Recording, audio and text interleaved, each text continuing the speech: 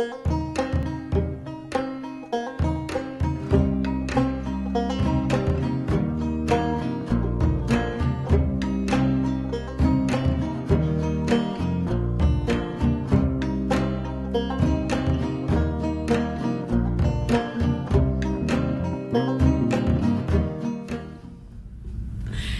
Elios, on s'est rencontrés il y a quelques années en travaillant avec Frédéric Lopez sur l'émission Le Secret du Bonheur. Et depuis, on ne se quitte plus. T'es venu au Forum Avila et on se revoit maintenant. T'es quoi? T'es un docteur en psychologie positive? Non, pas docteur encore, j'ai pas fini ma thèse, je te l'ai dit. Oh, c'est moche. Je suis doctorant. T'es doctorant. Et donc, c'est quoi la psychologie positive? Et après, il faut me dire comment t'y es arrivé. Ok. Alors, on peut dire que la psychologie positive, c'est l'étude des processus, des outils, des conditions qui expliquent le bonheur des individus, mais aussi des groupes et même des sociétés. Et très important directement de faire la différence entre la psychologie positive et la pensée positive. Alors, quand je dis la pensée positive, ce ne sont pas les pensées positives, bien sûr, mais la pensée positive en tant qu'idéologie, voilà, c'est une pensée assez simpliste qui parfois nous fait croire qu'il suffirait de penser d'une certaine manière, qu'on pourrait contrôler le monde par nos pensées. Donc, pensez très fort que vous désirez quelque chose, et ces choses vont arriver dans votre vie. Et ce mode de pensée-là a plusieurs risques. Un risque, c'est de faire en sorte que les gens se sentent coupables ou responsables de choses qu'ils ne contrôlent pas. Je pense aux gens qui ont des maladies, par exemple. Ça ferait croire à des personnes qui sont très malades, qui ont le cancer, par exemple, qu'elles ont le cancer, parce qu'elles ont pensé trop négativement, et qu'elles pourraient guérir magiquement en pensant positivement. Jusqu'à aujourd'hui, il n'y a rien dans la science qui montre que cette forme de pensée naïve ait quoi que ce soit à voir avec une forme de guérison. Et au contraire, ces personnes se sentent coupables plusieurs fois d'être malades, de ne pas guérir, ça les empêche de partager avec leur environnement sur ce qu'ils ressentent, et donc ça a des effets pas positifs, mais des effets plutôt négatifs. Alors c'est quoi la psychologie positive? La psychologie positive, c'est une discipline scientifique, la science avec toutes ses limites bien sûr, la science n'a pas que la vérité, mais qui essaye d'objectiver avec des expériences par exemple, voilà, en faisant passer des questionnaires, en faisant des expériences où on essaye de voir si, par exemple, un exercice, la gratitude, le fait de dire merci 5 fois pour 5 choses, une fois par semaine pendant 2 mois, est-ce que réellement ça a un effet sur notre état de bien-être, ou est-ce que c'est juste voilà, une croyance que l'on peut avoir? Mais du coup, on a aussi des croyances qui sont maintenant corroborées par la psychologie positive. Complètement. La gratitude, par exemple, on la trouve dans toutes les religions, cette question de se dire, voilà, ce sentiment de la chance de ce que nous avons, on peut le trouver partout, dans plein de traditions. Et la science aujourd'hui nous dit, tiens, oui, c'est vrai, on trouve des arguments qui vont dans ce sens-là. Et toi, tu fais des expériences comme ça? Je fais des expériences, mais je partage aussi beaucoup d'expériences qui ont été faites par des centaines de chercheurs plus intelligents que moi de par le monde. Voilà. J'y participe évidemment à mon niveau, mais il y a beaucoup de chercheurs. Oui. Donc tu fais quoi à l'université? Je m'adresse aux émotions et comment notre relation avec nos émotions peut justement nous permettre d'avoir une vie plus ouverte, une vie plus heureuse pour nous-mêmes, mais aussi dans nos relations avec les autres. C'est une science qui est ultra jeune. Oui. D'ailleurs, comme la science qui est assez jeune, comment t'es arrivé à ça? Parce que t'es dans les pionniers quelque part. Je crois que précisément dans les pionniers, il y a... Bah si, c'est jeune. Oui, c'est dans 100 ans, ils diront que t'étais un pionnier. Peut-être. Alors, c'est une science qui est jeune, et en même temps, si on voit Carl Rogers, Abraham Maslow, des grands cliniciens qui étaient les vrais précurseurs de la psychologie positive, mais à une époque où on n'avait pas les moyens de la science d'aujourd'hui, on va penser aux neurosciences par exemple, mais même en termes de recherche, on n'avait pas autant de recherche qu'aujourd'hui. Ils ne sont pas passés à la postérité comme de grands chercheurs, mais comme de grands cliniciens, et donc Martin Seligman et d'autres ont été les personnes qui ont repris toutes ces idées sur le côté lumineux de l'être humain et sur les forces de l'être humain, mais les ont soumises à des protocoles scientifiques très rigoureux. Donc cette science n'est pas nouvelle. Et on peut dire que c'est encore moins nouveau si on pense à la philosophie grecque, où il y a vraiment quelque part cette question du bonheur, cette question de la vie bonne. Juste avant, je regardais une citation d'Épicure qui disait « Il faut méditer sur ce qui procure le bonheur, car lui présent, nous avons tout, et lui absent, nous faisons tout pour l'avoir. » Et donc chacun dans notre vie, bien sûr, c'est ce bonheur, c'est ce que nous recherchons. Aristote disait ça aussi, que le bonheur c'est le souverain bien, c'est la quête de toutes les quêtes. Mais là où la question devient importante, c'est quoi le bonheur? Parce qu'en fonction de la définition du bonheur... Alors c'est quoi le bonheur, Elios? En fonction de cette définition, on peut s'engager vers un pays où on n'arrive jamais, où on peut peut-être mettre en place certaines choses qui vont améliorer notre qualité de vie. C'est quoi le bonheur? Ouais, c'est quoi le bonheur? Tu m'as pas dit comment tu étais arrivé à la psychologie positive, mais c'est pas grave. C'est quoi le bonheur? On y reviendra. Il y a de très nombreuses conceptions du bonheur. On pourrait en illustrer deux, même si c'est simpliste. Une conception qui serait une conception plutôt hédonique du bonheur, où on confondrait le bonheur avec le plaisir. C'est une conception très matérialiste aussi qu'on retrouve beaucoup aujourd'hui, et qui est le bonheur quelque chose qu'on peut s'approprier, c'est quelque chose qu'on peut consommer, c'est aussi quelque chose qu'on peut atteindre, ce serait comme on peut aller quelque part à un endroit qui s'appellerait le bonheur. Et ça mène à quoi? De très nombreuses recherches nous montrent aujourd'hui que quand on est à la poursuite du bonheur, obsédé par le bonheur, parce que le bonheur serait une chose matérielle qu'on pourrait acheter, vendre, atteindre, acheter un tel livre par exemple, le mien, il va me rendre plus heureux. Ça ne fonctionne pas, et on sait que plus on est dans l'obsession du bonheur, moins on est heureux. Ah bah zut, comment on va faire? Oui, comment est-ce qu'on va faire? Et donc c'est le risque, cette obsession du bonheur, et c'est le bonheur comme un produit, comme un objet, comme une destination, le bonheur comme impératif. Vous devez être heureux, et il y a beaucoup de gens qui sont malheureux parce qu'ils n'ont pas l'impression d'être assez heureux. Quel paradoxe. Alors il y a une autre conception du bonheur qu'on dirait plutôt eudémonique, et qui serait le bonheur comme du sens dans l'existence, le bonheur comme le sentiment que notre vie vaut la peine d'être vécue, et quoi qu'il nous arrive. Et donc ce bonheur-là, c'est plutôt un acte, c'est plutôt une manière de fonctionner dans l'existence. C'est pas quelque chose qu'on peut atteindre, on ne peut pas atteindre ça, mais c'est quelque chose qu'on peut manifester dans sa vie. On peut vivre en cohérence de cette manière-là. Ah, mais quand on voit le monde tel qu'il est, quand on regarde les informations, quand on regarde aussi le milieu dans lequel on travaille parfois, on peut se sentir complètement oppressé par ce monde. Est-ce que c'est pas naïf que de donner du sens à tout? Parce qu'après tout, on peut donner le sens qu'on veut. Est-ce que c'est pas une forme de démence que de donner être heureux dans un monde qui peut être ultra violent? Alors est-ce que ce ne serait pas naïf dans l'autre sens aussi de se mettre des idéaux complètement absurdes du bonheur, des idéaux qu'on ne va jamais atteindre, et être dans une forme d'envie toujours, dans ce cas, cette première conception du bonheur, le bonheur prend toujours la forme de ce que nous n'avons pas, de manière matérielle, de manière relationnelle, et toutes les études, elles sont claires là-dessus. Dans les couples, à force de regarder, que ce soit des séries, des émissions TV qui nous proposent des vies de couples merveilleux, eh bien on se sent moins satisfait. Alors l'autre conception du bonheur, elle peut paraître absurde, mais ce n'est pas ne pas regarder le monde comme il est, c'est regarder le monde de manière lucide, les yeux ouverts tel qu'il est, mais de choisir dans le monde tel qu'il est, de porter le regard sur ce qui donne du sens. À n'importe quel endroit, ici, on peut choisir de regarder par la fenêtre le béton, et on peut choisir de regarder l'arbre. Le béton est là, l'arbre est là, donc on n'invente pas quelque chose, et donc ce n'est pas une manière naïve d'éviter les difficultés, ou de créer quelque chose de positif qui n'est pas là, mais c'est de choisir, par notre attention, de porter le regard sur ce qui nous donne du sens. D'accord. Alors, comment t'es arrivé à la psychologie positive? Comment suis-je arrivé à la psychologie positive? De par mon intérêt pour les émotions. Donc tu as fait des études de psychologie, c'est ça? Non, je me suis intéressé à un courant qu'on nomme l'école de Palo Alto. En psychothérapie, où j'ai fait 3 années en psychothérapie, et qui était déjà un courant très intéressant, cette approche paradoxale, où le cœur de cette approche nous disait, tiens, c'est souvent les solutions que nous mettons en place pour résoudre nos problèmes qui deviennent le problème lui-même. À force de poursuivre le bonheur, c'est la poursuite du bonheur qui nous empêche de l'atteindre, parce que tout à la poursuite d'un idéal très loin ailleurs, on oublie de regarder le bonheur tout petit, là où il est ici. On oublie de faire attention à notre conjoint, à nos enfants, au chant de l'oiseau et aux petites choses qui peuvent donner du bonheur au quotidien. Et alors, l'approche de Palo Alto nous montrait aussi qu'on n'a jamais autant de difficultés de sommeil que le jour où on se dit « il faut absolument que je dorme ». Et de nouveau, la solution, se forcer à dormir, devient le problème. Avec nos émotions, c'est très clair. La solution qui est essayer d'éviter de ressentir des émotions difficiles. Tous ceux d'entre nous qui veulent éviter une vie émotionnelle, qui veulent éviter d'être anxieux, triste, et ainsi de suite, le fait d'être absolument dans l'évitement de nos émotions finit par devenir un problème.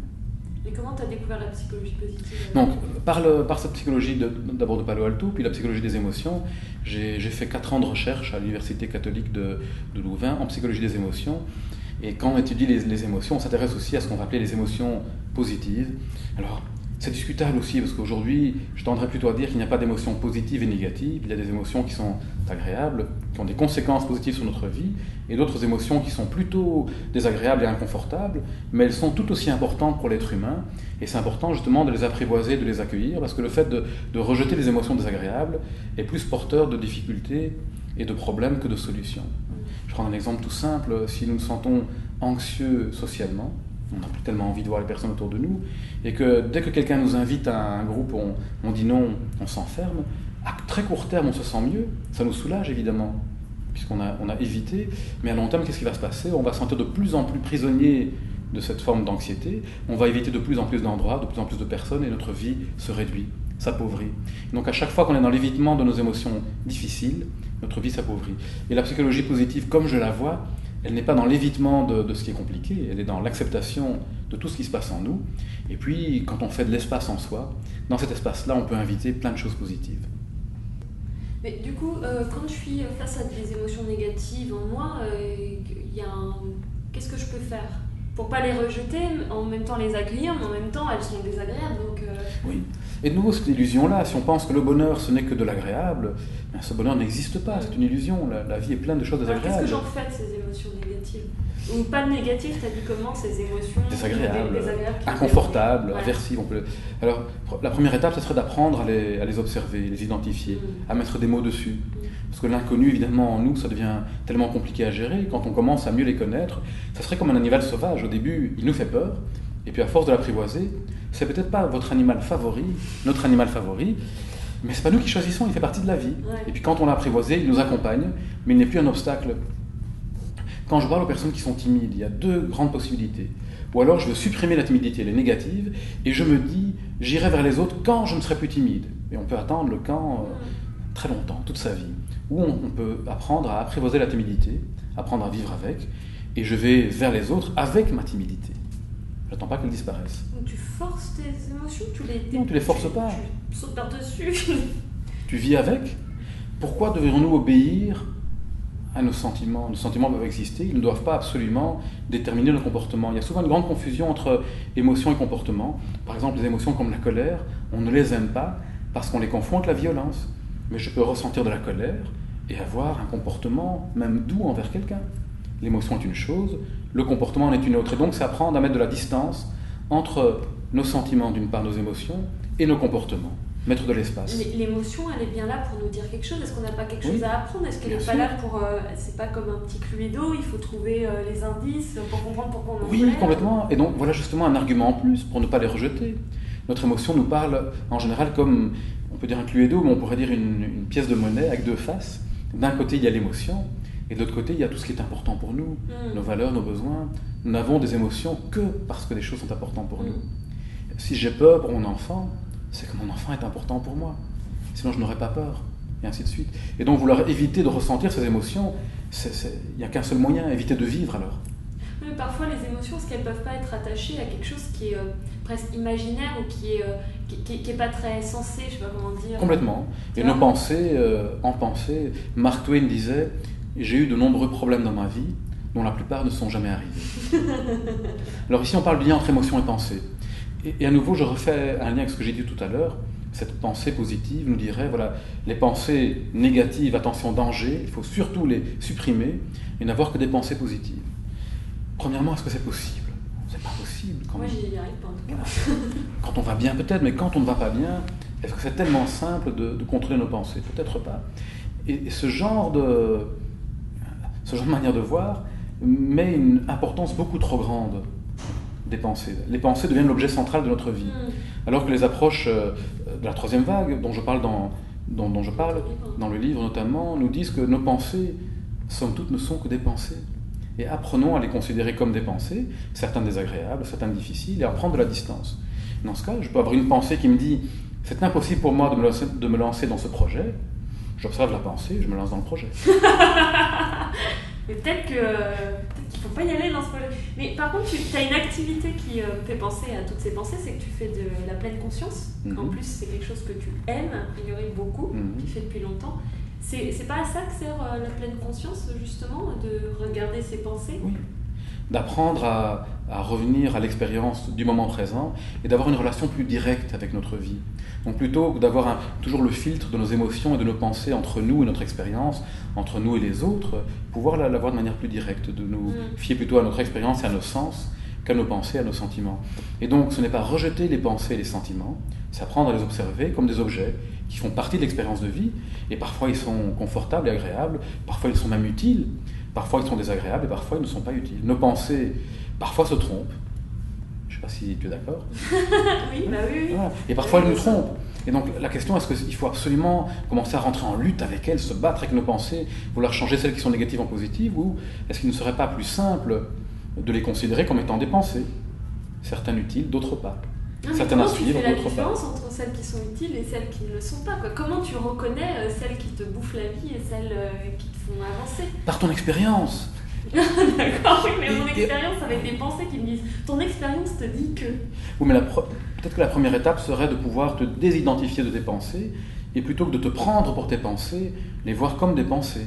Et donc cette prise de distance donne une plus grande flexibilité dans la vie qui va te permettre de développer cette forme de sagesse. Dans ce que tu dis, ça veut dire qu'il y a tes pensées et qu'il y a une autre partie de toi qui sait et qui peut, donc qui est détachée des pensées et qui peut dire oui, toi, pensée numéro 1, je comprends ce que tu me dis et ça a du sens, on y va. Pensée numéro 2, donc il y a autre chose. Alors, il y a ceux qui observent les pensées, bien sûr. Oui, il y a les pensées, il y a ceux qui observent les pensées. Ceux qui. Je dis ceux qui. Okay. Si la conscience, tu peux l'appeler la conscience, tu peux l'appeler autrement. Et si la conscience peut observer les pensées, c'est qu'elle n'est pas les pensées.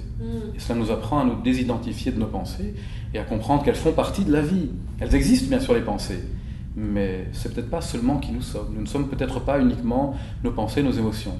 C'est une bonne nouvelle. Ça veut dire quoi? Ça veut dire qu'on peut avoir des pensées et des émotions très difficiles et continuer à diriger sa vie dans la bonne direction. Et dans quelle direction?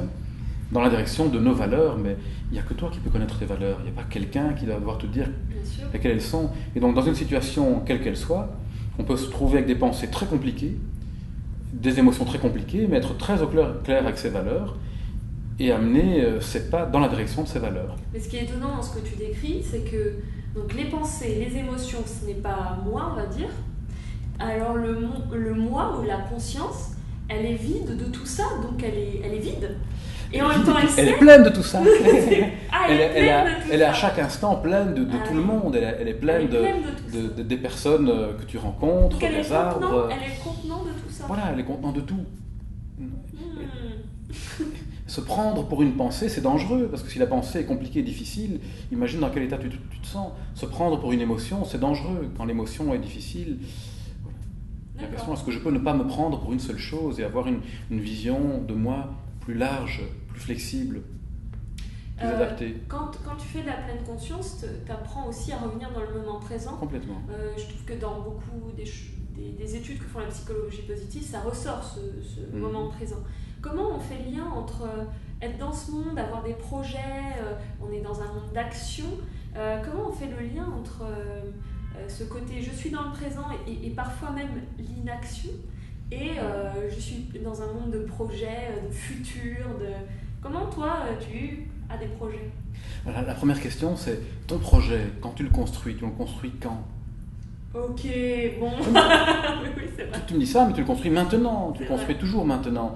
Et la pleine conscience n'est pas une idéologie de dire l'instantanéité est la seule chose qui compte, c'est de dire nous apprendre à ne pas être uniquement perdus dans les regrets du passé ou dans l'anxiété parfois, ou même les projets positifs du futur, et d'oublier de vivre l'instant présent.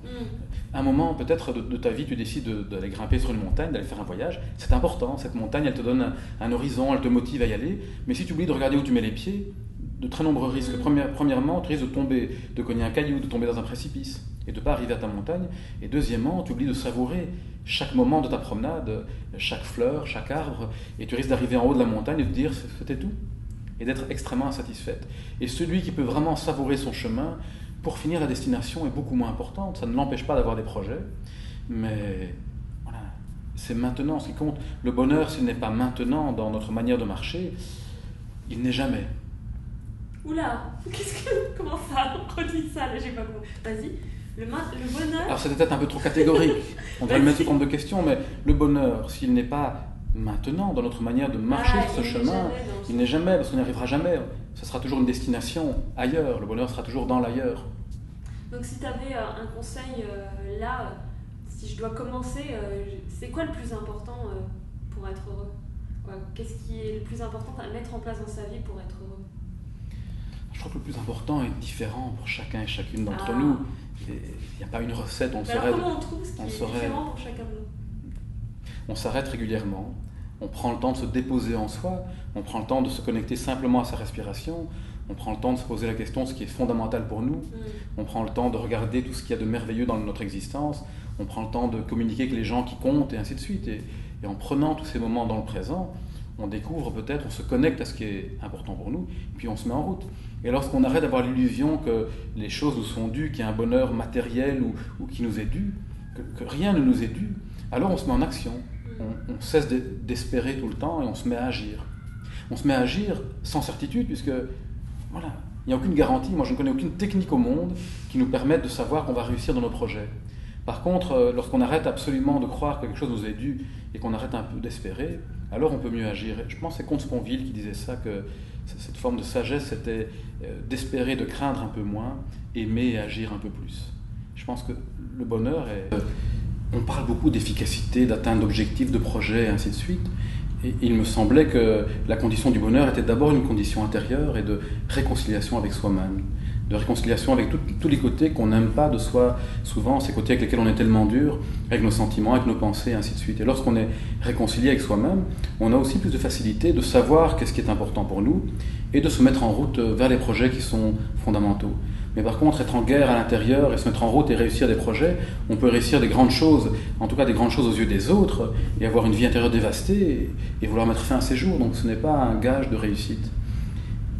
Et de nouveau, le bonheur, ce n'est pas uniquement une chose personnelle. Je pense que c'est Épicure, de nouveau, qui disait qu'on ne peut pas être heureux sans mener une vie sage, honnête et juste.